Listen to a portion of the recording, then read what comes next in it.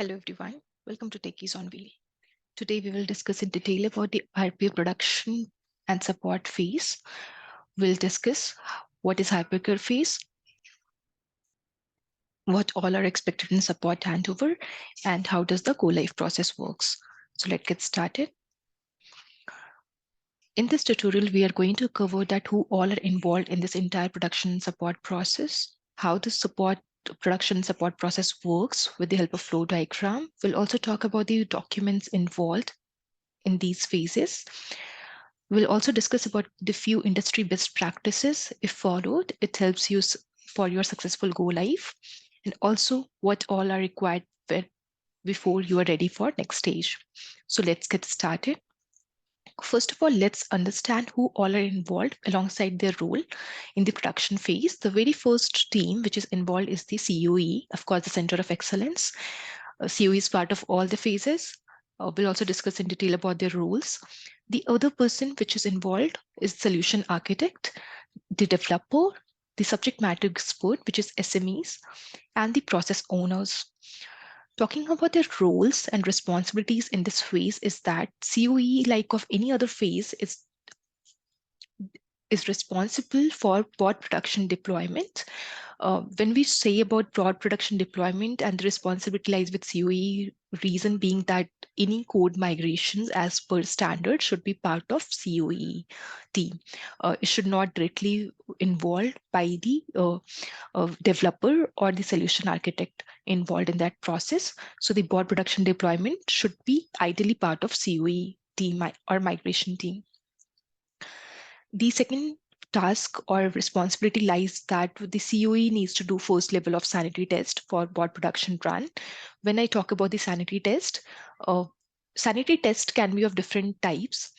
One include that the entire process is being followed as per of production migration, which includes raising any tickets, snow ticket, or any other process which needs to be followed by the UAT approval. Are those are in place or not? Any audit trail which needs to be there, the version control, checking whether the code which is being migrated are the same which is approved or not. All those lies in the first level of sanity test for pod production runs. Alongside, of course, that your production server is ready and is having all the accesses or is restricted to certain applications, if it's part of that process restrictions, if those things are there, well placed or not.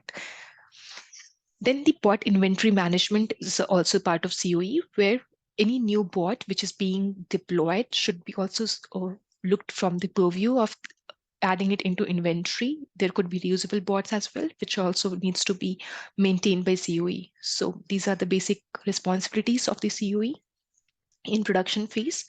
Then comes the role of solution architect.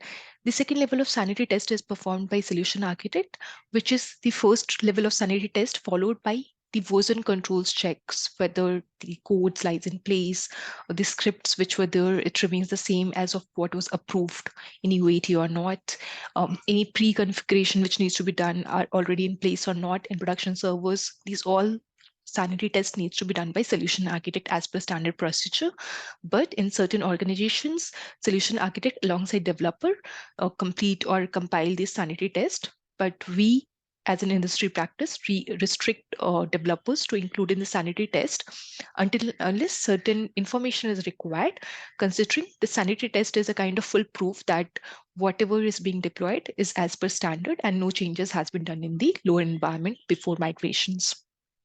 And of course, post approval from the client. Then comes the role of developer. So once the bot is deployed from UAT to production environment, it is ideally, as a standard practice, monitored for 14 days period, which we term it as hypercare phase, where the bot run on production environment is actively monitored in terms of whether it is performing as expected in production environment or not. And if in case there is any bugs or any issues reported in production environment, it can be because of any number of reasons. One could be the environmental change from the low environment to the production environment. Other could be that the test application which was being used versus the production application, few of the objects or elements are different comparatively. So any such small bugs or issues reported needs to be fixed proactively by developer, and certainly should follow the entire cycle of bug fixed in development environment, followed by testing, UAT approval, and then migration to production. So this any small fixes, if it can be done within those 14 days of period, it should be proactively done, and that's where the role of developers comes in. Then we have the subject matter expert role, where any input, if required by bot for processing, has to be readily prepared by SME for the bot processing. Scheduling the bot is also ideally the responsibility of SME, because they know when the bot should run. And even in future, if the timing has to change or any other schedule has to change, it should be done directly by SME. But just in case, if there are another team, or it's all, or there is a liability, or any shared kind of roles and responsibilities between different teams and different organizations, it could be part of also support team. But ideally, it's suggested that bot scheduling should be done by SMEs if they have the access of the control room or the orchestrator for scheduling. Versus that's on in the unattended bot. Versus the attended bot, where the software is in your bot is deployed on your SME's machine itself, or any other attended system. Again, it depends whether SME is going to run or the support team. But ideally, it should be roles and responsibility of the SME.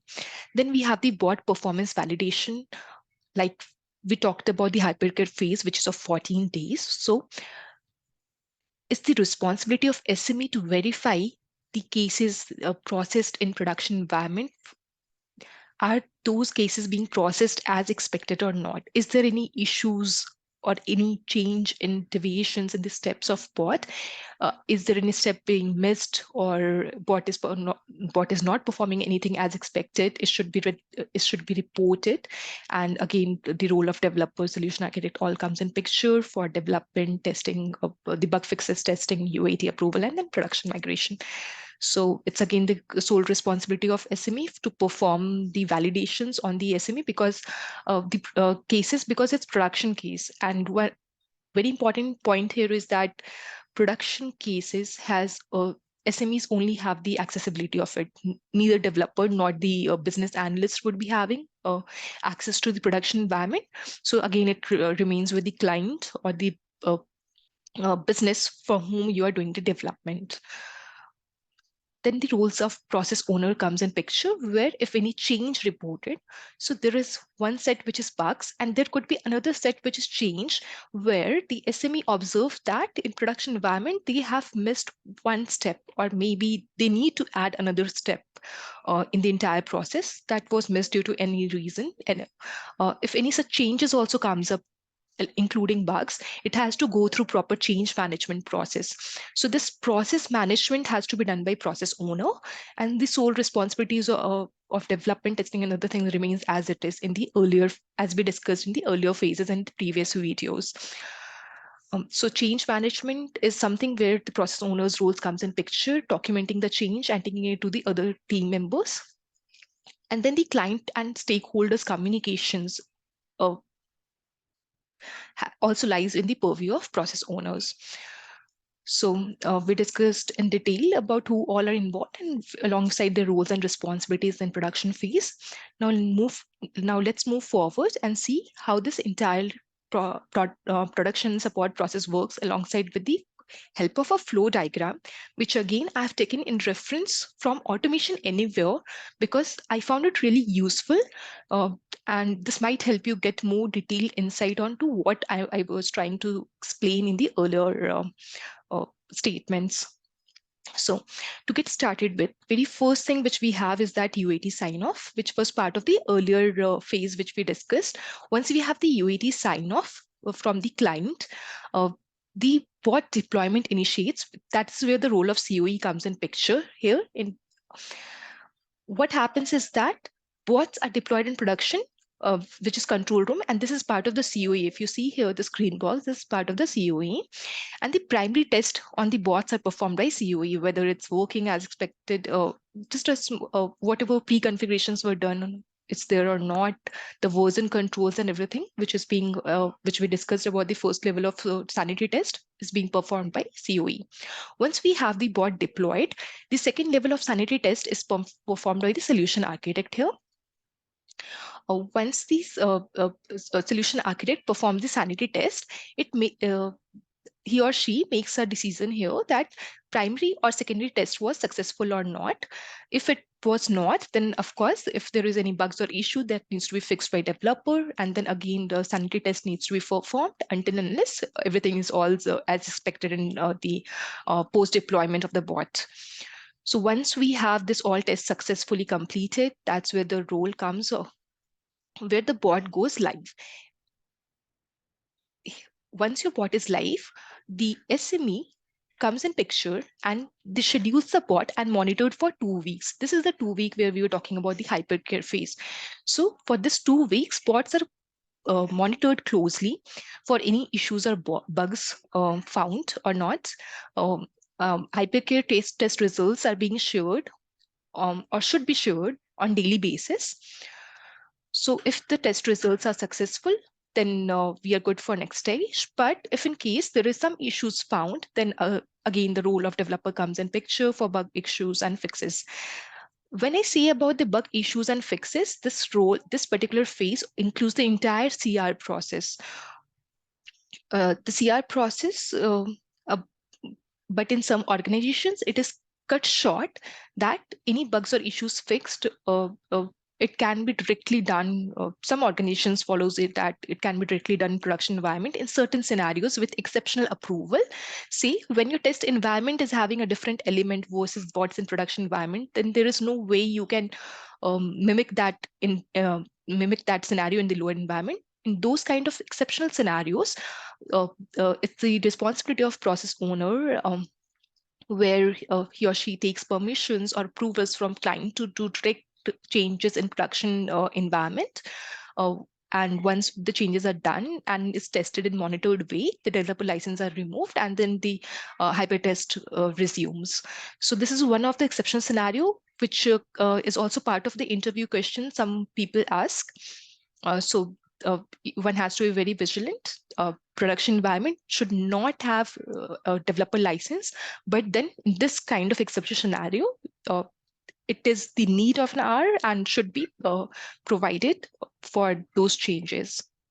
So once we have this entire iteration of 14 days completed, of hyperquery successfully complete, and if in case it's taking more than 14 days, it should be extended. There should be no fuzzy kind of thing or hard fast rule where you have to close the hypercare in 14 days. It's the standard period, but if in case it needs extension, it should ideally be. So once we have the once we have all the bot processing as expected, that's where we say that hypercare phase is successful, and we move to the next phase. And in next phase, any changes which are there, changes are updated in the bot inventory, and production release notes are all updated with the details of your bots. And then the process owner document all those changes in the SOP. The plan of further bot run or any other bot plan has to be communicated to team member. It can be part of who all are there, part of the support team, and what needs to be followed post hypercare phase close, or any other plans has to be all shared by process owner. It also includes your go live communication, like your bot is successfully live and anything which you need to go as kind of go live communication is also part of the process owner's responsibilities or kitty. Then the code of the bot is handed over to production support team. When I say about the code, it's the same version which is successfully tested and onto which hypercare phase closure is marked successful. So that code comes in picture. While the entire phase should go through, the support team is simultaneously included to monitor what's going on in this phase, and also developer side by side give KT the knowledge transfer to support team onto bot. Depends on what kind of support is being provided by which kind of team. Generally, we have L1, L2, and L3 level of supports, and support teams are trained on all these kind of support and is here onwards taken care by the support team. So this is the entire flow of your production support process. Hope this was helpful. Now let's see what all documents are involved in this entire phase. We talked about supporting, but then there should be some documents which should be part to as an evidence or reference for future purposes. So very first document is there, the production deployment checklist, which includes the details of all your prerequisite for the bot to run, or the first run to be specific. So any other minute details which needs to be taken care of should be part of production deployment checklist. Another one is production release note. Whatever details needs to is related to that particular bot release is all documented in this particular document. Then we have the bot inventory, which talks about any main bot or sub bot or any parent child kind of bot. That all needs to be documented in bot inventory alongside the details what that bot is doing, and what all elements are involved in that bot. And any other additional support documents which is requested by support team or as part of the COE standard in your organization should also be part of production support documents. We will discuss in detail about each of these documents in our another playlist, which is our RPA documents playlist. So you can refer to that particular playlist if you want to look in detail about each of these documents. Now let's have a look onto the best practices which is suggested alongside around the industry to be followed for your successful go live. Very first best practice which is recommended is that you should always ensure segregation of duties before all agreed and well defined before your go live. Why this is suggested is that because if you have all these well documented and agreed, passing the balls doesn't happen, and it always helps the team for clean handover of the bots and teams taking ownership of each and every responsibilities. The another best practice which is recommended and encourages that ensure developers do not have access to production environment. We also discussed about this in previous slides, that in no ideally production environment should not have developer license. It should always have runner license, but just in case the exceptional scenario which we talked about, that if that particular scenario cannot be mimicked in low environment, in those scenarios you can take exceptional approval, but that's the only scenario. However, if any bugs or changes reported or requested, should always follow the entire process of your development, testing, and then sign-offs for your production migration. The next one is that bot performance and hypercare should be reviewed closely, monitored, and signed off before full-fledged production run, which is post the hypercare phase. Again, varies from 14 to the number of days it takes for your successful hypercare run. The another best practice which is recommended is that one should always ensure version control to track changes in bot. And this is part of the COE, which we discussed earlier, alongside the solution architect, that whatever changes has been done in bot should always go through version control and the change request process. The another best practice which is recommended is that always ensure that all prerequisite and configuration required for the bot run or sanity test should be done before the bulk processing, which includes that if there are configuration files, whether those are attached and all deployed in production environment or not, if there are prerequisites in terms of folders, creations and everything, everything should be in place. If there is access related to your any of the application, if those applications are accessible or not, all of these should be part of your prerequisites and configurations, and should always be ensured that this is well placed to avoid any delays in your actual hypercare or production first production run. Now let's have a look at that. Once we have followed it all, we are all complete. We have all deployed a bot in production, it's all running, then we are ready for next stage. So always ensure the support team is comfortable with the support documents, the documents which you referred earlier. Those are also part of support documents, and bot is handed over for all level of support to them. Because again, it's a production support team who is going to monitor and take care of your bot once the developers, the complete go live is complete go live is done and developers are released from that project. Then bots are monitored for 2 weeks, which we discussed, which is the hypercare or post-production migration phase, where any issues or bugs reported are fixed on priority. And once all your bugs are fixed and client sign-off of Hypercare phase is done, bot are fully handed over to production support team there onwards. And this is how you are ready for next stage and developers are ready for the next venture. So what next?